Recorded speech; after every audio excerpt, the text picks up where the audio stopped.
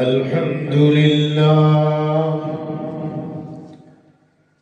الحمد لله وكفى وسلام على عباده الذين اصطفى خصوصا على سيد الرسل وخاتم الأنبياء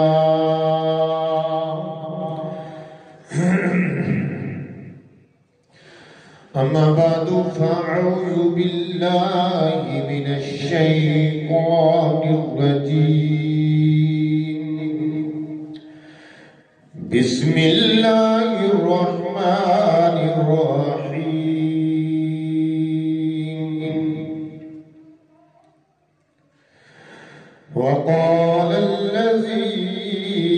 وقال الذي اشتراه من مصر لامرأته أكرمي مثواه عسى أن ينفعنا أو نتخذه ولدا صدق الله العظيم وصدق رسوله النبي الكريم الأمين والصلاة والسلام على سيد الرسل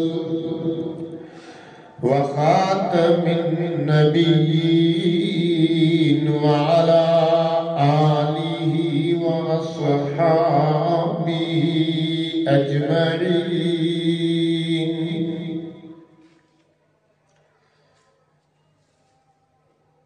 گرامی قدر سامعین کرام، گزشتہ سے پیوستہ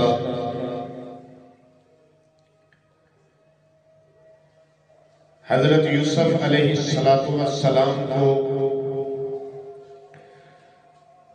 ان کے بھائیوں کا کنویں میں ڈالنا، قافلے کا آنا، یوسف علیہ السلام کو کنویں سے نکال لینا، بھائیوں کا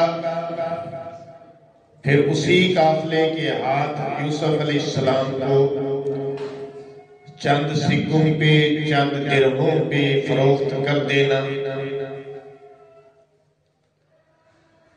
اور دوسری طرف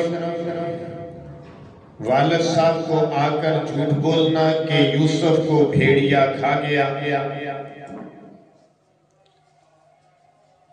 اور پھر یوسف علیہ السلام کی قمیص کو جو اتار لی تھی انہوں نے کنویں میں پھینکتے وقت اس کو کسی جانور کا، بکری وغیرہ کا جس کو ذبح انہوں نے کیا ہوگا، اس کا خون لگا کر والد صاحب کے سامنے بطور ثبوت کے پیش کر دینا کہ دیکھیں یہ یوسف کی قمیص کو خون لگا ہوا ہے، لہذا یوسف کو بھیڑیا کھا گیا۔ یعقوب علیہ السلام کا یقین تو نہ کرنا، لیکن فصبر جمیل کہہ کے صبر کر لینا، اور ادھر قافلے والے یوسف علیہ السلام کو ان کا یوسف علیہ السلام کو ایک مال تجارت سمجھ کر چھپا لینا، اور مصر کی منڈی میں جا کر فروخت کر دینا۔ مصر کی منڈی میں جہاں اور بھی چیزیں فروخت ہوتی تھیں، وہیں پر انسان، غلام، لونڈیاں وغیرہ بھی فروخت ہوتے تھے، تو وہاں یوسف علیہ السلام کی بولی لگا دینا، اور مختلف لوگوں کا اتنے حسین جمیل لڑکے کو دیکھ کر بولی میں حصہ لینا، حتیٰ کہ مشہور ہے کہ ایک عورت جو ہے وہ سوتر کی اٹی لے کر آ گئی اور اس نے بھی یوسف علیہ السلام کے خریداروں میں اپنا نام لکھوایا۔ کسی نے کہا کہ بڑھیا یہ سوتر کی اٹی تو اس حسین و جمیل کی قیمت نہیں ہے۔ اس نے جواب دیا کہ یہ تو مجھے بھی پتا ہے کہ یہ اس حسین کی قیمت نہیں ہے، لیکن میرا بھی نام ایسے حسین کے خریداروں میں آ جائے گا، مجھے بھی یہ شرف حاصل ہو جائے گا۔ وہاں عزیز مصر کا یعنی مصر کے بادشاہ کے وزیر کا جو کہ مالیات کا وزیر تھا اس کا آ نکلنا، جس کا نام روایات میں کتفیر آتا ہے، اس کا وہاں پہ آ نکلنا اور یوسف علیہ السلام کو اس نے یعنی کہ اس کا خرید لینا، اور اس طرح خریدنا کہ قیمتی پارچہ جات اور قیمتی اشیاء سونا چاندی وغیرہ کو ایک پلڑے میں رکھ کر، یہ بھی روایات میں آتا ہے۔ قرآن نے تو نہیں بیان کیا لیکن دیگر کئی تاریخی حوالوں سے یہ باتیں بیان کی جاتی ہیں، ثابت ہے۔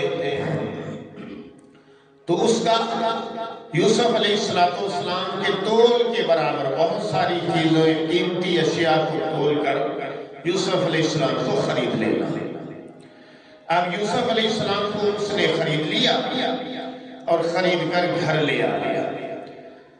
جب وہ جس کا نام کتفیر تھا، عزیز مصر مالیات کا وزیر، تو جب وہ اپنے گھر لے آیا تو اپنی بیوی سے آ کے کہتا ہے کہ یہ میں اس کو خرید کر لایا ہوں اور یہ بڑا حسین و جمیل ہے، خاندانی بچہ ہے، معلوم ہوتا ہے، اور اس کو ہم اپنے پاس رکھتے ہیں اچھے انداز کے ساتھ، خوب اس کی خاطر تواضع کرنا، اچھے طریقے سے رکھنا ہمیں فائدہ دے گا، اور اگر ہو سکے تو ہم اسے اپنا بیٹا ہی بنا لیتے ہیں، کیونکہ روایات میں آتا ہے کہ ان کے اولاد نہیں تھی۔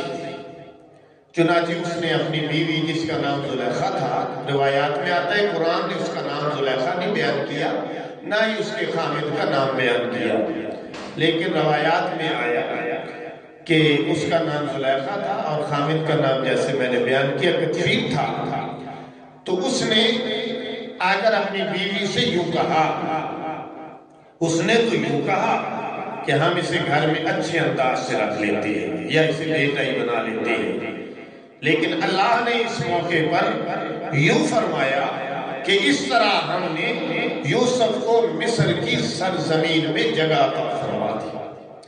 یعنی اللہ یہ فرما رہے ہیں کہ دیکھو، ایک ہے ظاہر کردار جو ادا ہو رہے ہیں کہ یوسف کنویں میں پھینکا جا رہا ہے، قافلے والے اٹھا کے لے جا رہے ہیں، مصر کی منڈی میں بک رہے ہیں، ایک شخص اسے گھر میں لے کے آ رہا ہے، لیکن جو لے کے آ رہا ہے وہ وزیر ہے مالیات کا، تو اس کے گھر میں ٹھکانہ مل گیا ہے، تو اللہ نے فرمایا کہ ہم نے مصر کی سرزمین میں یوسف کو یوں ٹھکانہ دے دیا، اور اللہ کا نظام اور ارادہ یہ ہے کہ اس چینل سے گزار کر یوسف علیہ السلام کو میں نے تخت شاہی پہ بٹھا دیا۔ چنانچہ حضرات گرامی، ہم قرآن کی آیات کے ساتھ جب اس واقعہ کو دیکھتے ہیں کہ جس کا میں نے خلاصہ بیان کیا، اللہ فرماتے ہیں وَقَالَ الَّذِي اشْتَرَاهُ مِن مِّصْرَ لِامْرَأَتِهِ أَكْرِمِي مَثْوَاهُ عَسَىٰ أَن يَنفَعَنَا أَوْ نَتَّخِذَهُ وَلَدًا۔ اس نے کہا، جس نے خریدا تھا یوسف علیہ السلام کو مصر سے، اپنی بیوی سے کہنے لگا، لِامْرَأَتِهِ، اپنی بیوی سے کہنے لگا، اکرمی مثواہ، اسے اچھے طریقے سے رکھنا، اچھے انداز سے رکھنا، اس کی خوب خاطر مدارت کرنا، خیال رکھنا، تکلیف نہ ہونے پائے، بڑا اچھا بچہ معلوم ہوتا ہے۔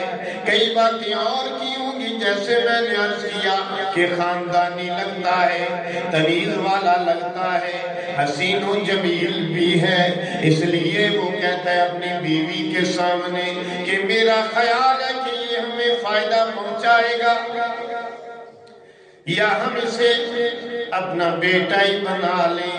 کہتا ہے اکرمی مسواہو، اسے اچھے طریقے سے یعنی عزت کے ساتھ رکھنا، اسائی انفعنا، ہو سکتا ہے یہ ہمیں فائدہ پہنچائے، او نتخذہ ولدا، یا ہم اسے اپنا بیٹا ہی بنا لیں۔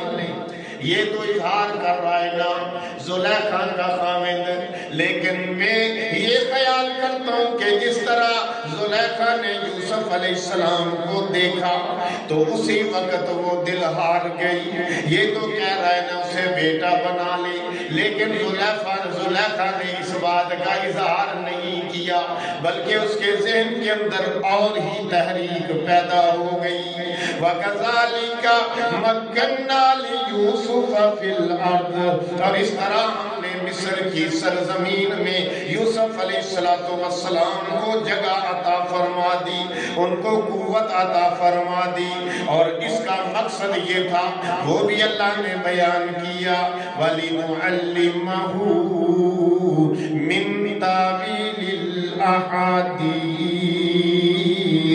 تاکہ ہم یوسف علیہ السلام کو خوابوں کی تعبیر بتا دیں، خوابوں کی تعبیر کا علم عطا فرما دیں۔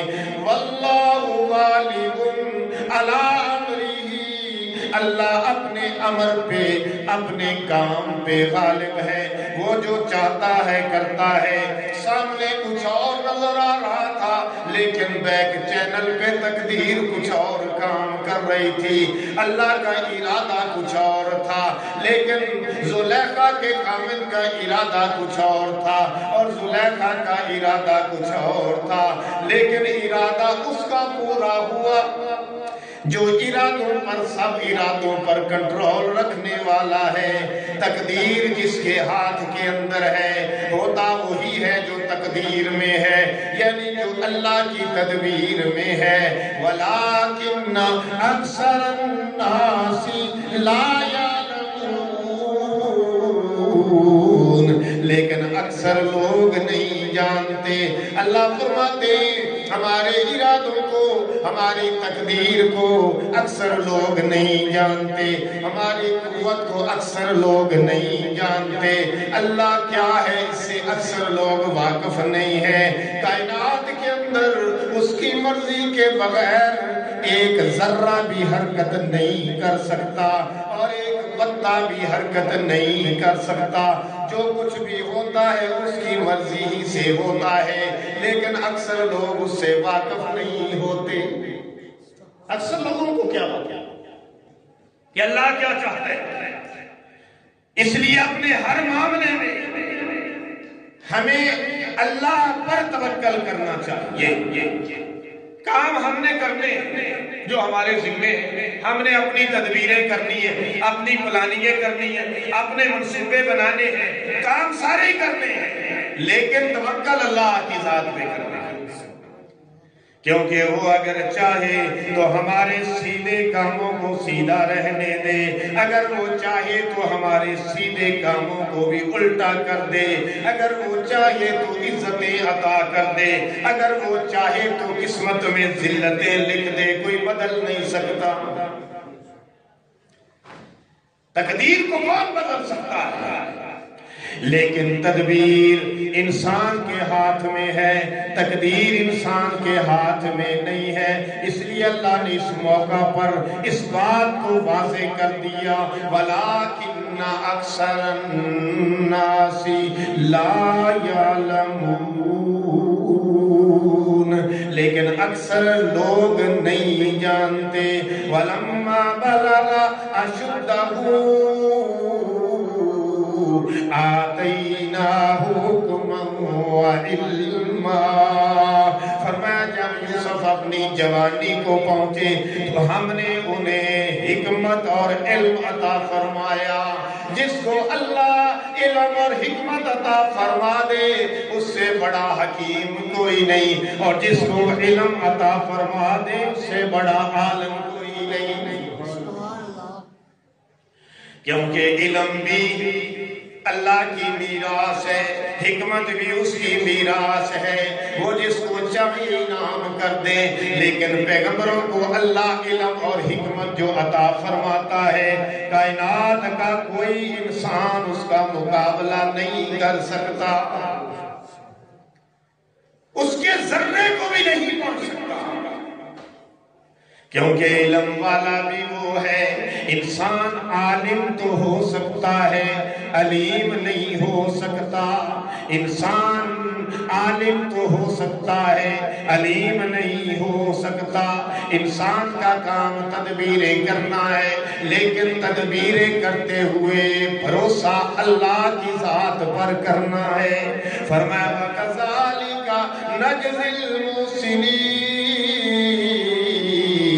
اور ہم اس طرح نیکی کرنے والوں کو بدلہ دیا کرتے ہیں۔ پتہ چلا کہ نیکی کرنے والوں کو اچھا ہی بدلہ ملتا ہے، یہ نہیں کہ نیکی کرے اور بدلہ برا ملے، نہیں نہیں۔ زمانے والے قدر کسی کی جانے نہ جانے، لیکن اللہ قدردان ہے، جو نیکی کرتا ہے اس کی اچھی ہی جزا دے گا۔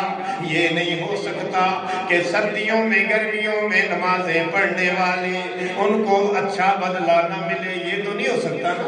روزہ رکھنے والوں کو بھی اچھا بدلہ ملے گا، نمازیں پڑھنے والوں کو بھی اچھا بدلہ ملے گا، دین پہ چلنے والوں کو بھی اچھا بدلہ ملے گا، صراط مستقیم پہ چلنے والوں کو بھی اچھا بدلہ ملے گا، دین کے راستے پہ تکلیفیں اٹھانے والوں کو بھی اچھا بدلہ ملے گا، کیونکہ اللہ نے قانون بنا دیا ہے وَكَذَلِكَ نَجْزِي الْمُحْسِنِينَ۔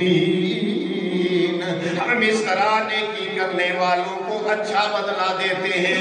اشارہ تھا کہ یوسف علیہ السلام کے راستے میں رکاوٹیں تو آئیں گی، لیکن کامیاب یوسف ہی ہوں گے۔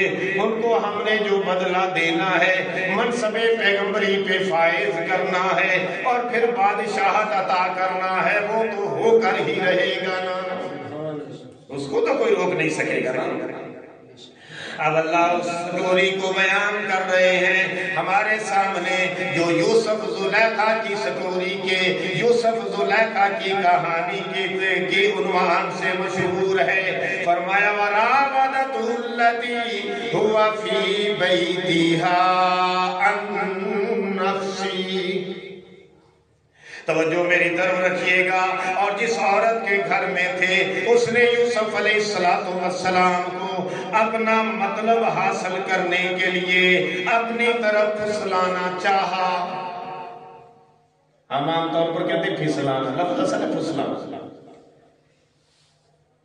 یہاں سے سٹوری شروع ہوئی یوسف زلیخا کی، لیکن یہ ابتدا میں سن لیں کہ بے شک زلیخا نے اس وقت جو ہے شروع میں کردار تو اچھا نہیں ادا کیا، لیکن آگے چل کر یہی زلیخا پیغمبر کی عزت بنی، صاحب ایمان ہو گئی۔ اس لیے ہم اس پر بھی کوئی بات نہیں کریں گے، نہ کوئی غلط بات اس کی طرف منسوب کریں گے، یہ ہمارے لیے جائز نہیں ہے، کیونکہ وہ پیغمبر کے حرم میں داخل ہو گئی تھی۔ یہ تو انسانی تقاضا تھا، اس کے تحت یہ ہو گیا، لیکن اللہ نے خطا گناہ کسی سے بھی نہیں ہونے دیا۔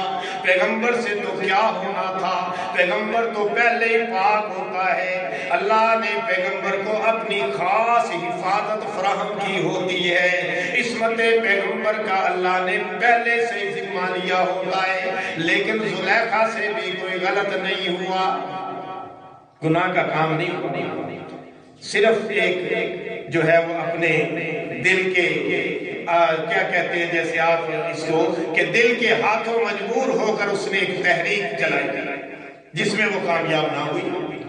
اب سنو قرآن کیا کہہ رہا ہے، فَمَا وَرَاوَدَتْهُ الَّتِي هُوَ فِي بَيْتِهَا عَن نَفْسِهِ، اور جس عورت کے گھر میں تھے اس نے اپنا مطلب حاصل کرنے کے لیے ان کو اپنی طرف مائل کرنا چاہا۔ یہ زیادہ آسان لفظ ہے پھسلانے سے۔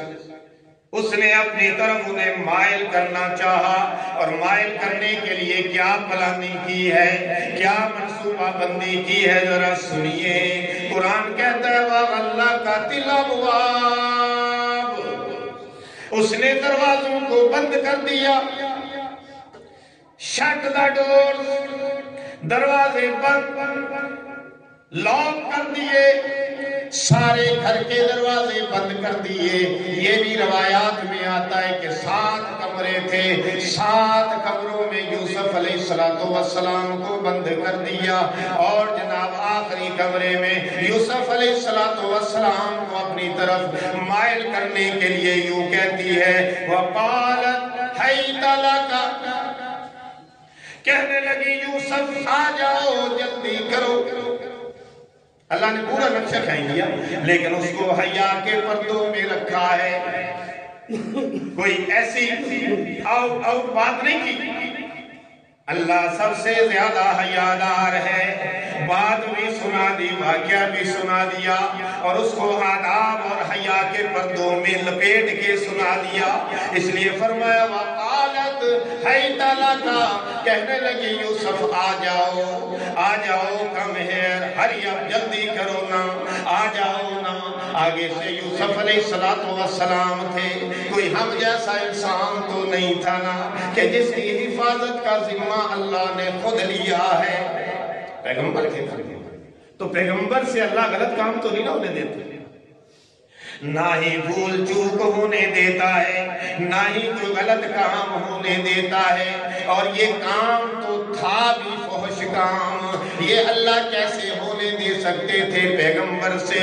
جب زلیخا نے کہا حیت لک، آ جاؤ جلدی کرو، قال معاذ اللہ، یوسف علیہ السلام نے فرمایا اللہ کی پناہ، کہو سبحان اللہ۔ نیک بندوں کو چاہیے کہ اگر کبھی کوئی غلط معاملہ پیش آ جائے تو سب سے پہلے اللہ کی پناہ طلب کریں۔ یہ ہمیں یوسف علیہ السلام کے اسوہ سے معلوم ہو رہا ہے، اور قرآن کی آیت سے معلوم ہو رہا ہے۔ اور یہ بھی بات سامنے آ رہی ہے کہ عام طور پر اس طرح کی تحریک عورتوں کی طرف سے پیش کی جاتی ہے، اور آگے چل کر یہ بھی بات سامنے آئے گی کہ عورت نے کس طرح اپنے بیان کو اور اپنے انداز کو بدلا۔